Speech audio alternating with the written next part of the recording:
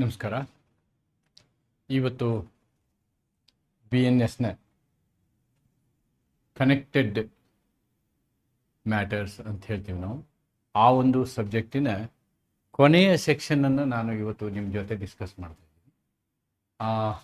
ಅತಿ ವಿವರವಾದಂಥ ಒಂದು ವ್ಯೂನ ನಾನು ಸೆಕ್ಷನ್ 2ದಿಂದ ಇಲ್ಲಿವರೆಗೆ ತೆಗೆದುಕೊಂಡು ಬಂದಿದ್ದೀನಿ. Section 2, Section 3, then Section 4 to Section 14 are called connected matters. ಆ ಕನೆಕ್ಟೆಡ್ ಮ್ಯಾಟರ್ಸ್ನ ಕೊನೆಯ ವಿಡಿಯೋ ಇದು. ಈ ಒಂದು ಇದರಲ್ಲಿ ನಾವೇನು ಮಾಡ್ತೀವಿ ಅಂದರೆ existence of usual course of business ಅಂತ ಹೇಳ್ತೀವಿ. ಯೂಶುವಲ್ ನಿಯಮಿತ ಕ್ರಮದ ಬಗ್ಗೆ ಈ ಒಂದು ಅದು ಕೂಡ ನಿಯಮಿತ ಕ್ರಮ ಇದೆಯಲ್ವಾ, ಅಥವಾ ಯೂಶುವಲ್ ಕೋರ್ಸ್ ಆಫ್ ಬಿಸ್ನೆಸ್ ಅಂತ ಏನು ಹೇಳ್ತೀವಿ ಅಲ್ವಾ, ಅದು ಕೂಡ ರಿಲಿವೆಂಟ್ ಫ್ಯಾಕ್ಟ್ ಆಗುತ್ತೆ ಅನ್ನೋದನ್ನು ನಮಗೆ ಈ ಕಲಂ 14 ಹೇಳುತ್ತೆ. ಕಲಂ 14ರಲ್ಲಿ ಯೂಶುವಲ್ ಕೋರ್ಸ್ ಆಫ್ ಬಿಸ್ನೆಸ್ ಅಂತ ಹೇಳ್ತೀವಿ ನಾವು. ಅಂದರೆ ಒಂದು ರೂಢಿ ಪದ್ಧತಿ, ಯಾವುದೇ ಒಂದು ವ್ಯಾವಹಾರಿಕ ವಿಷಯದಲ್ಲಿ ಸಾಮಾನ್ಯವಾಗಿರುವಂತಹ ಪದ್ಧತಿಯನ್ನು ಕೂಡ ಕೋರ್ಟ್ ಏನು ಮಾಡ್ತದೆ, ರಿಲಿವೆಂಟ್ ಅಂತ ತಗೊಳ್ತದೆ ಅನ್ನೋದು ಈ ಒಂದು ಸೆಕ್ಷನ್ನಿನ ಅರ್ಥ. ಈ ಸೆಕ್ಷನ್ನಲ್ಲಿ ನಾನು ಸೆಕ್ಷನ್ ಇಲಸ್ಟ್ರೇಷನ್ ಅನಲೈಸಿಸ್ ಮಾಡ್ತೀನಿ, ವಿಮರ್ಶೆ ಮಾಡ್ತೀವಿ. ಆಮೇಲೆ ಅದರ ದೃಷ್ಟಾಂತವನ್ನು ನೋಡ್ತೀವಿ, ದೃಷ್ಟಾಂತ. ಆಮೇಲೆ ಈ ಸೆಕ್ಷನ್ನ ತತ್ವ ಏನು, ಇದರೊಂದು ವ್ಯಾಪ್ತಿ ಏನು, ಸ್ವಭಾವ ಏನು, ಮತ್ತು ಪ್ರಾಕ್ಟಿಕಲಿ ಹೆಂಗೆ ಅಪ್ಲೈ ಮಾಡ್ಬೋದು, ಇದಕ್ಕೆ ಸಂಬಂಧಪಟ್ಟಂಥ case laws and modern approach. ಯಾಕೆಂದರೆ this section was done when the system was not digitised. ನಮ್ಮ ವ್ಯವಹಾರಗಳು ಡಿಜಿಟೈಡ್ ಆಗಿರಲಿಲ್ಲ, ಆವಾಗಿನ ಒಂದು ಸೆಕ್ಷನ್ ಇದು. ಆವಾಗ ನನಗೆ ಅನಿಸ್ತು ಈ ಸೆಕ್ಷನ್ನು ಈ ಡಿಜಿಟೈಡ್ ಯುಗದಲ್ಲಿ ಯಾವ ರೀತಿ ವರ್ತಿಸ್ತದೆ ಅನ್ನೋದನ್ನು ಕೂಡ ನಾನು ಯೋಚನೆ ಮಾಡಿ ಅದರ ತರ್ಜುಮೆಯನ್ನು ನಾನು ಇದರಲ್ಲಿ ನಿಮಗೆ ಈ ಒಂದು ಹೆಡಿಂಗಲ್ಲಿ ತೆಗೆದುಕೊಂಡು ಬರ್ತೀನಿ, so that the section becomes completely clear. Here I have written the ಬೇರ್ act, Section 14 Bear Act. When there is a question whether a particular act was done,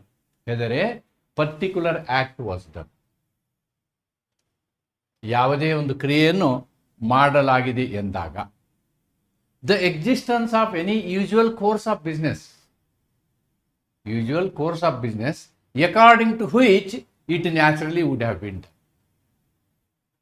ಅಂದರೆ ನೀವು ಯಾವುದೇ ಒಂದು ಕೃತ್ಯವನ್ನು ಮಾಡಿದಾಗ ಆ ಕೃತ್ಯ ಏನಾಗಿರಬೇಕು, ಸಾಮಾನ್ಯ ವ್ಯಾವಹಾರಿಕವಾಗಿ ಮಾಡುವ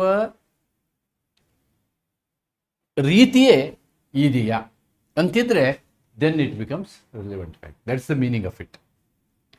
ಯಾವುದೇ ಒಂದು ಕೃತ್ಯವನ್ನು ಮಾಡಿದಾಗ ಆ ಕೃತ್ಯವನ್ನು ನೀವು ವ್ಯಾವಹಾರಿಕ ರೀತಿಯಲ್ಲಿಯೇ ಮಾಡಿದ್ದೀರಾ ಅನ್ನುವಂಥದ್ದು. ಉದಾಹರಣೆಗೆ, ನೀವು ಹುಬ್ಬಳ್ಳಿಯಿಂದ ಬೆಂಗಳೂರಿಗೆ ಹೋಗ್ತೀರಿ ಅಂತ ಇಟ್ಕೊಳ್ಳಿ. ಹುಬ್ಬಳ್ಳಿಯಿಂದ ಬೆಂಗಳೂರಿಗೆ ನೀವು ಹೋಗಬೇಕು ಅಂತಂದರೆ ಹುಬ್ಬಳ್ಳಿಯಿಂದ ಹೊರಟು ನೀವು ದಾವಣಗೆರೆಯಿಂದ ತುಮಕೂರು, ಬೆಂಗಳೂರಿಗೆ ಬರ್ತೀರಿ. This is usual course of business. ಅದೇ ನೀವು ಹುಬ್ಬಳ್ಳಿಯಿಂದ ಹೊಸಪೇಟೆಗೆ ಹೋಗಿ ಗುಂಟೂರಿನಿಂದ ಆಮೇಲೆ ಆ ಕಡೆ ಆಂಧ್ರ ಪ್ರದೇಶಕ್ಕೆ ಹೋಗ್ಬಿಟ್ಟು ನೀವು ಬೆಂಗಳೂರಿಗೆ ಬರ್ಬೋದು. That can not be usual course of business. ಸಾಮಾನ್ಯವಾಗಿ ನಾವು ಬೆಂಗಳೂರಿಗೆ ಹೋಗಿದ್ದೆ ಹುಬ್ಳಿಯಿಂದ ಅಂದರೆ ಈ ರೂಟಲ್ಲಿ ಹೋಗಿರ್ಬೋದು ಅಂಥೇಳಿದೆಯಲ್ಲ, ಅದನ್ನು ನಾವು ರಿಲಿವೆಂಟ್ ಅಥವಾ ಯೂಶುವಲ್ ಕೋರ್ಸ್ ಆಫ್ ಬಿಸ್ನೆಸ್ ಅಂತ. ಯಾವುದೇ ನಿರ್ದಿಷ್ಟ ಕಾರ್ಯವನ್ನು ಮಾಡಲಾಗಿದೆ ಎಂಬ ಪ್ರಶ್ನೆ ಇದ್ದಾಗ, here the question is A particular act is done.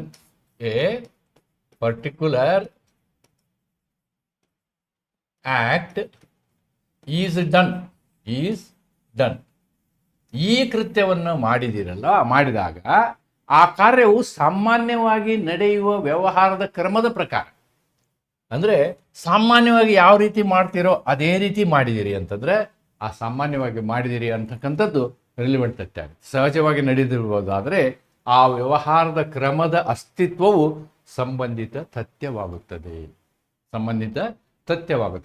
ಇದಕ್ಕೆ 2 ಇಲಸ್ಟ್ರೇಷನ್ ಅನ್ನು ಕೊಡ್ತದೆ. ಈ ಬೇರೆ ಆ್ಯಕ್ಟ್ನಲ್ಲಿ ದೇರ್ ಆರ್ 2 ಇಲಸ್ಟ್ರೇಷನ್ಸ್, 2 ದೃಷ್ಟಾಂತಗಳಿದ್ದಾವೆ ಇದರಲ್ಲಿ.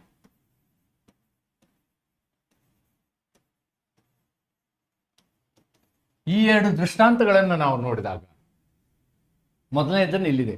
The question is whether a particular letter was dispatch. ಒಂದು ಪತ್ರವನ್ನು ಡಿಸ್ಪ್ಯಾಚ್ ಮಾಡಲಾಗಿದೆಯೇ, ಒಂದು ಪತ್ರವನ್ನು ಡಿಸ್ಪ್ಯಾಚ್ ಮಾಡಲಾಗಿದೆಯೇ. For example, if it is a government office, the letter will be drafted, officer will sign the letter, then the clerk will remove the letter from the file and send it to the dispatch table. Send it to the dispatch table. This is usual course of business. Then the person who is in charge of that discharge table, he will take the letter and put it in the post box or send it to the post office. This is usual course of action ant heltare. That is what is written here. The fact that it was the ordinary course of the business for all letters put in a certain place to be carried to the post office. To be carried to the post office. ಆ ಒಂದು ಆಫೀಸ್ನಲ್ಲಿ ಒಂದು section ಇರ್ತದೆ. ಆ ಎಲ್ಲ ಲೆಟರ್ಗಳನ್ನು ಡಿಸ್ಪ್ಯಾಚ್ಗೆ ಕೊಡುವಂತಹ ಲೆಟರ್ಗಳನ್ನ ಎಲ್ಲಿಡ್ತಾರೋ ಈ ಲೆಟರ್ನ ಅಲ್ಲಿ ಇಟ್ಟುಬಿಟ್ರೆ ಸೊ ದಟ್ ಈಸ್ ಡಿಸ್ಪ್ಯಾಚ್ಡ್ ಅಂತ ಹೇಳಿ ಪ್ರಿಸಂಪ್ಷನ್ ಆಗುತ್ತೆ. And that particular letter was put in place. ನೋಡಿ, ಆ ಪತ್ರವನ್ನು ನೀವು ಆ ಪರ್ಟಿಕ್ಯುಲರ್ ಜಾಗದಲ್ಲಿ ಡಿಸ್ಪ್ಯಾಚ್ಗೆ ಹೋಗುವಂತಹ ಜಾಗದಲ್ಲಿ ಇಟ್ಟಿದ್ದೀರಿ ಅಂತಂದರೆ ದ್ಯಾಟ್ ಬಿಕಮ್ಸ್ ಎ, ಆ ಒಂದು ಕ್ರಿಯೆ ಇದೆಯಲ್ಲ, ದ್ಯಾಟ್ ಕ್ರಿಯೆ ಬಿಕಮ್ಸ್ ಎ ರೆಲೆವೆಂಟ್ ಫ್ಯಾಕ್ಟ್. ಆ ಪತ್ರ ಡಿಸ್ಪ್ಯಾಚ್ ಆಗಿದೆ ಅಂತ ಹೇಳುವುದಕ್ಕೆ ನೀವು ಮಾಡಿದಂಥ ಕ್ರಿಯೆ ಇದೆಯಲ್ಲ, ಅದು ಒಂದು ಒಳ್ಳೆಯ ಸಾಕ್ಷ್ಯವಾಗ್ತದೆ. It becomes a relevant fact. ಪ್ರಶ್ನೆ ಏನೆಂದರೆ, ಒಂದು ನಿರ್ದಿಷ್ಟ ಪತ್ರವನ್ನು ಕಳಿಸಲಾಗಿದೆಯೋ ಇಲ್ಲವೋ ಎಂಬುದು. ಪತ್ರವನ್ನು ಕಳಿಸಲಾಗಿದೆಯೋ ಎಂದು ಒಂದು ನಿರ್ದಿಷ್ಟ ಸ್ಥಳದಲ್ಲಿ ಇಡಲಾಗುವ ಎಲ್ಲ ಪತ್ರಗಳನ್ನು ಸಾಮಾನ್ಯ ವ್ಯವಹಾರದ ಕ್ರಮದ ಪ್ರಕಾರ ಅಂಚೆಗೆ ಕಳಿಸಲಾಗುತ್ತದೆ ಎಂಬುದು ಮತ್ತು ಆ ನಿರ್ದಿಷ್ಟ ಪತ್ರವನ್ನು ಆ ಸ್ಥಳದಲ್ಲಿ ಇಡಲಾಗಿದೆ ಎಂಬ ತಥ್ಯಗಳು ಆ ಪತ್ರವನ್ನು ಕಳಿಸಲಾಗಿದೆ ಎಂದು ನಿರ್ಧರಿಸಲು ಸಂಬಂಧಿತ ತಥ್ಯಗಳಾಗಿವೆ. Number 1, letter placed in dispatch table.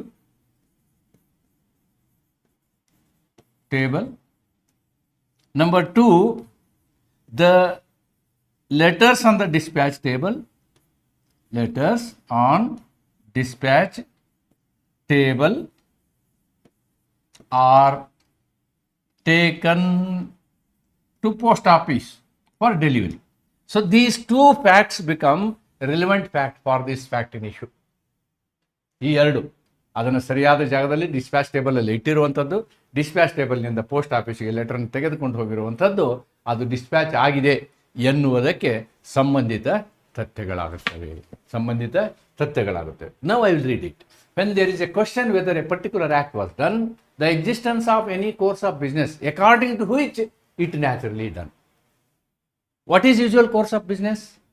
ಪತ್ರ ರೆಡಿ ಆದ್ಕೊಳ್ಳೇನೋ, ಸೈನ್ ಆದ್ಕೊಳ್ಳೇನೋ ಅದನ್ನು ಫೈಲ್ನಿಂದ ತೆಗೆದು ಡಿಸ್ಪ್ಯಾಚ್ ಟೇಬಲ್ ಇಡುವಂಥದ್ದು ರೂಟೀನ್ ಪದ್ಧತಿ.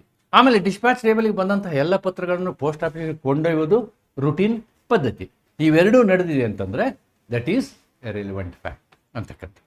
ಸೊ ನಾವು let us analyse the second illustration. ಇದಕ್ಕೆ ಇನ್ನೊಂದು ದೃಷ್ಟಾಂತವನ್ನು ಕೊಟ್ಟಿದ್ದಾರೆ. ದೃಷ್ಟಾಂತ ಎರಡು ಏನು ಹೇಳುತ್ತೆ? The question is whether a particular letter reached A. Dispatch is a different issue. Dispatch is one issue, one question. The second question is, ಯಾರಿಗೆ ನೀವು ಡಿಸ್ಪ್ಯಾಚ್ ಮಾಡಿದಿರೋ ಅವರಿಗೆ ಅದು ತಲುಪಿದೆಯೇ ಅಂತಕ್ಕಂಥದ್ದು. There is another question. The question is whether a particular letter is reached A ಎಂಬ ವ್ಯಕ್ತಿಗೆ ಅವನಿಗೆ ಕಳಿಸಲಾದ ಪತ್ರ ತಲುಪಿದೆಯೇ. That is fact in issue.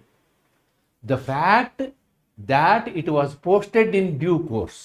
ನೋಡಿ, ಅದನ್ನು ನಾವು ಪೋಸ್ಟ್ ಮಾಡಿದ್ದೀವಿ, ಪದ್ಧತಿಯ ಪ್ರಕಾರ ಪೋಸ್ಟ್ ಮಾಡಿದ್ದೀವಿ. ಹಿಂದಿನ ಎಕ್ಸಾಂಪಲ್ನಲ್ಲಿ, ಹಿಂದಿನ ದೃಷ್ಟಾಂತದಲ್ಲಿ ಹೇಳಿದಿರೋ ಪದ್ಧತಿಯ ಪ್ರಕಾರ ಯೂಶ್ವಲ್ ಆಗಿ ಏನು ಮಾಡಬೇಕಿತ್ತೋ ಅದೇ ರೀತಿ ಪೋಸ್ಟ್ ಮಾಡಿದ್ದೀವಿ. ಮತ್ತು ಪತ್ರ ವಾಪಸ್ ಬಂದಿಲ್ಲ and was not return to the return letter office. ಯಾವುದೇ ಒಂದು ಪತ್ರವನ್ನು ನೀವು ಹಾಕಿದರೆ ಆ ಪತ್ರ ಅಲ್ಲಿ ಅಡ್ರೆಸ್ ಸರಿ ಇರಲಿಲ್ಲ ಅಂತಂದ್ರೆ ಆ ಪೋಸ್ಟ್ಮನ್ ತಿರ್ಗಾ ವಾಪಸ್ ನಮಗೆ ಕಳಿಸ್ತಾನೆ. ಅದಕ್ಕೆ ರಿಟರ್ನ್ ಲೆಟರ್ ಆಫೀಸ್ ಅಂತ ಹೇಳ್ತೀವಿ ನಾವು. ನಮ್ಗೆ ವಾಪಸ್ ಬರ್ತದೆ, ಅದು ಅನ್ಡೆಲಿವರ್ಡ್ ಅಂತ ವಾಪಸ್ ಬರ್ತದೆ. ಇವತ್ತಿನ ಕಾಲ ಅಲ್ಲ, ಹಿಂದಿನ 20-30 ವರ್ಷದ ಹಿಂದೆ ಇದನ್ನು ಕ್ರಮಬದ್ಧವಾಗಿ ಪೋಸ್ಟ್ ಆಫೀಸ್ ಮಾಡ್ತಿತ್ತು.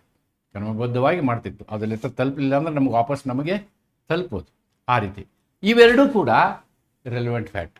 ನಾವು ಲೆಟರ್ನ ನೋಡಿ, it was posted and it was not return ಅಂದರೆ ಅವನಿಗೆ ತಲುಪಿದೆ ಎಂದು ಅರ್ಥ. ಅವನಿಗೆ ಹೇಗೆ ಪತ್ರವು ತಲುಪಿದೆ ಎನ್ನುವುದರ ಅರ್ಥವನ್ನು ನಾವು ಹೆಂಗೆ ಗ್ರಹಿಸಬಹುದು? ಒಂದು ಲೆಟರನ್ನು ಪೋಸ್ಟ್ ಮಾಡಿದ್ದೀವಿ, ಇನ್ನೊಂದು ಪೋಸ್ಟ್ ಮಾಡಿದ ಲೆಟರು ನಮಗೆ ವಾಪಸ್ ಬಂದಿಲ್ಲ. So it is A relevant fact. ಪ್ರಶ್ನೆ ಏನೆಂದರೆ, ಒಂದು ನಿರ್ದಿಷ್ಟ ಪತ್ರವು ಅವರಿಗೆ ತಲುಪಿದೆಯೇ ಎಂಬುದು. ಆ ಪತ್ರವನ್ನು ಸಾಮಾನ್ಯ ಕ್ರಮದ ಪ್ರಕಾರ ಸರಿಯಾಗಿ ಅಂಚೆಗೆ ಹಾಕಲಾಗಿದೆ. So number 1, it is properly posted. Properly posted. What is the second thing?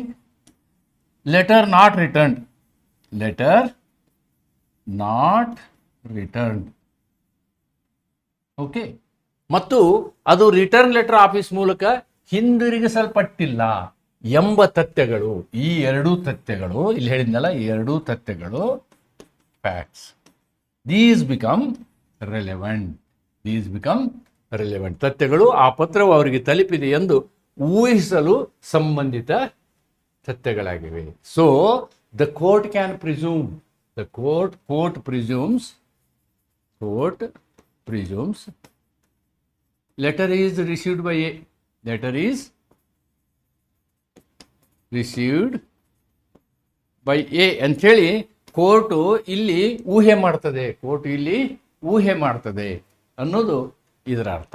So purpose of section 14 is this.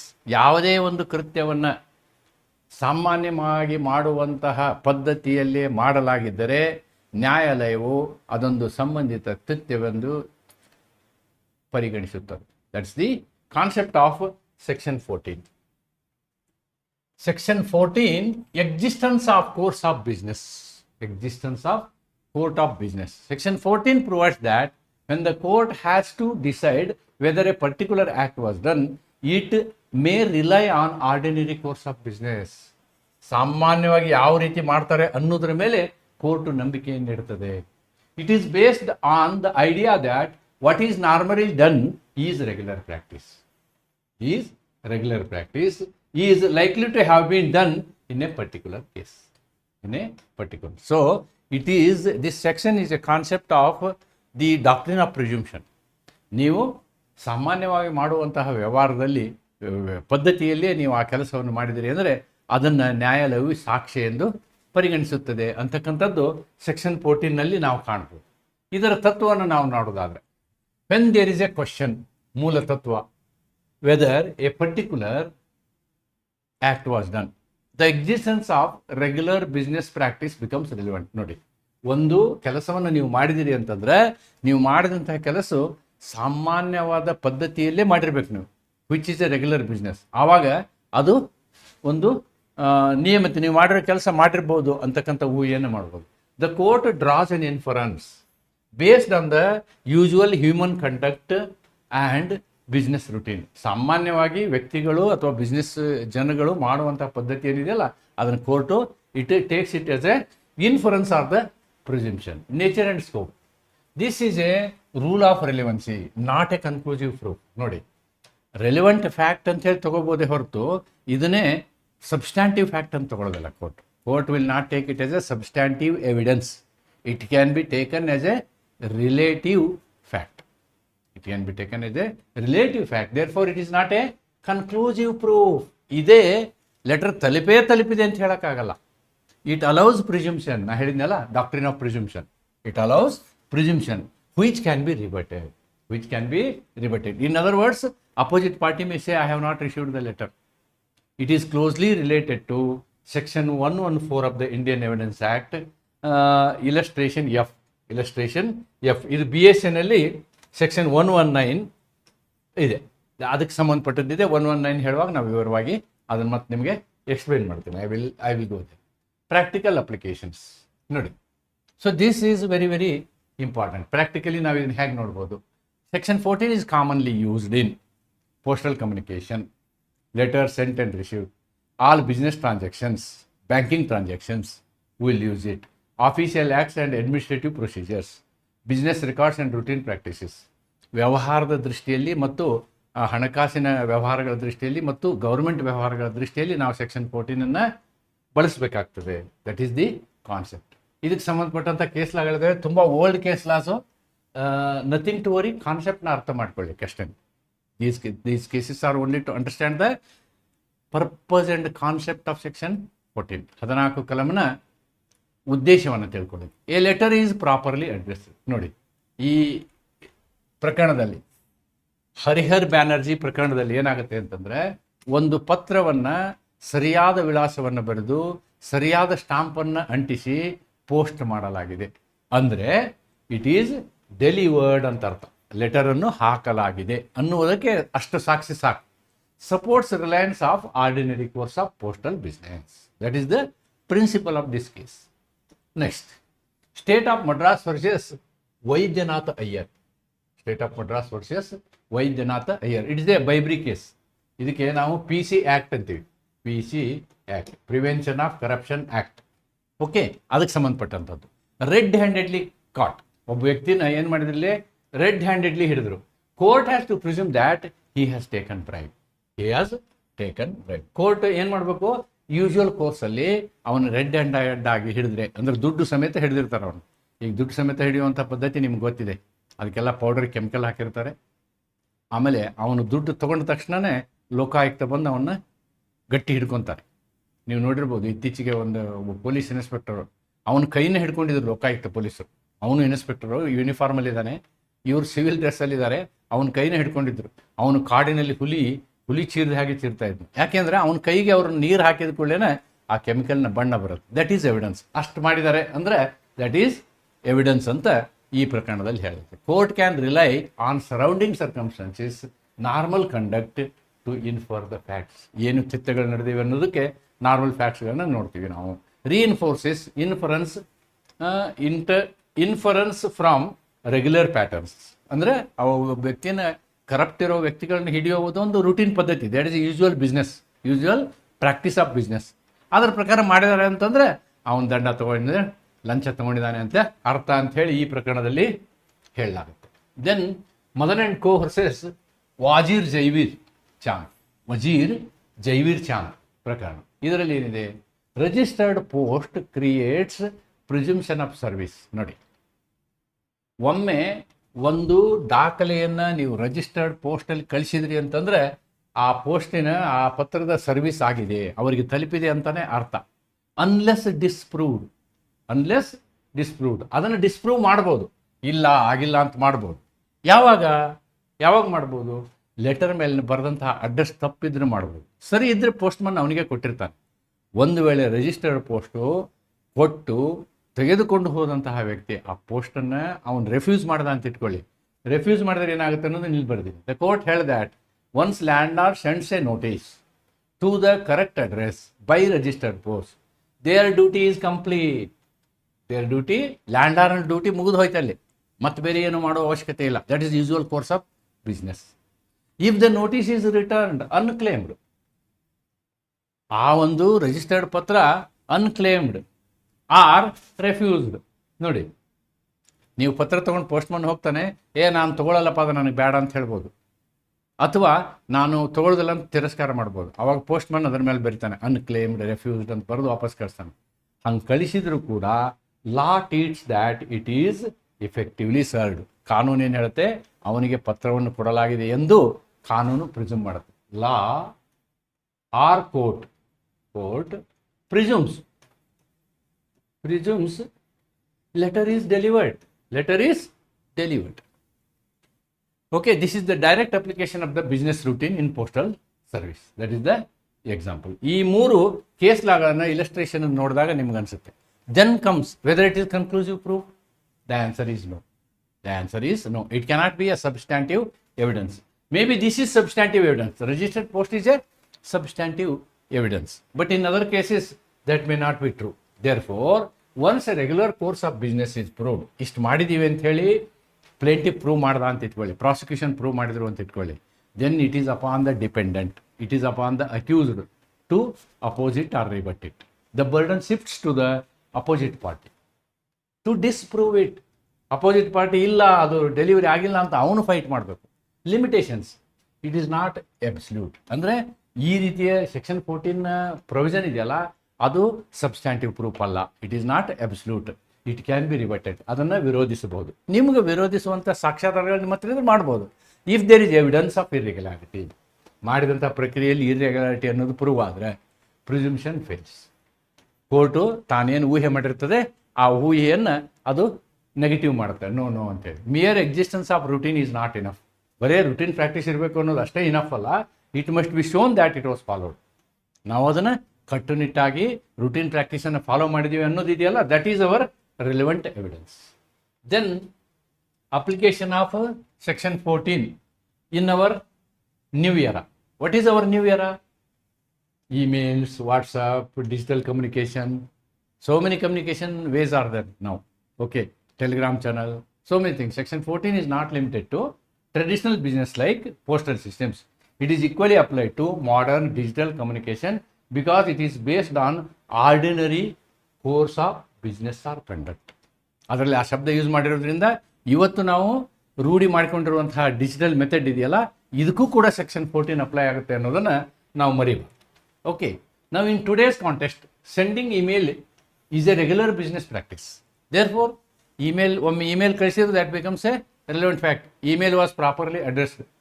Email was properly addressed. For example, my email ID is nagavisb@gmail.com. gmail.com. If you are sending a email, ನೀವು ನನಗೊಂದು ಇಮೇಲನ್ನು ಇದನ್ನು ಸರಿಯಾದ ರೀತಿಯಲ್ಲಿ ಬರೆದು ಈ ಅಡ್ರೆಸ್ಸಿಗೆ ಕಳಿಸಿದರೆ it is A relevant fact. It is A relevant fact. ನೀವು Nagavi SB ಬರೆಯಬಹುದು, SB Nagavi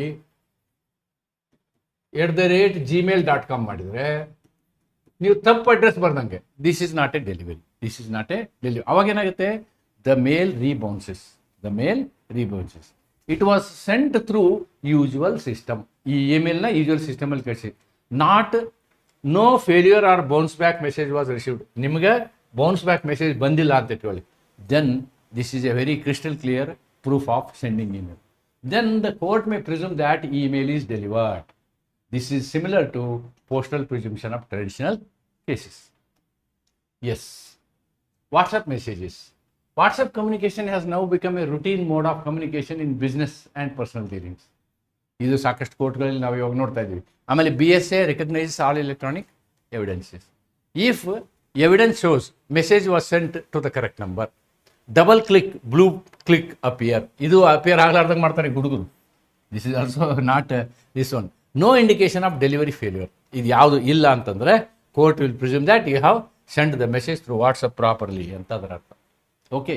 judicial recognition. Courts have recognised increasingly accepted electronic communication as valid, especially when supported by server records, metadata, and timestamps. Compliance with section 65B of the Evidence Act. ಮೊದಲು ನಾವು ಒಂದು section add ಮಾಡಿದ್ವಿ, but ಇವಾಗ BSNL we have taken it. And one of the very landmark case is this. First time ಈ ಕೇಸಲ್ಲಿ ನಾವೇನು ಮಾಡಿದ್ವಿ, electronic evidence ಅಂತ ತೊಗೊಂಡ್ವಿ. Electronic records like email